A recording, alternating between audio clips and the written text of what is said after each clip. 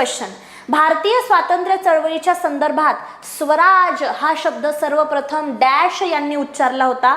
गोपालकृष्ण गोखले, दादाभाई नौरोजी, महात्मा गांधी की स्वामी विवेकानंद?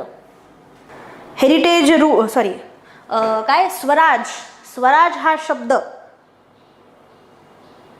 सर्वप्रथम कोणी वापरलाय? कुठल्या सेशन मध्ये वापरलाय, कुठल्या वर्षी वापरलाय सांगा. अधिवेशन कुठं होतं, अधिवेशनाचं वर्ष पण सांगा आणि ठिकाण पण सांगा. चला, very good. Option number 2 Dadabhai Naoroji correct. कुठं 1906चं अधिवेशन कुठं झालं होतं? हे 1906चं अधिवेशन Dadabhai Naoroji is the correct answer.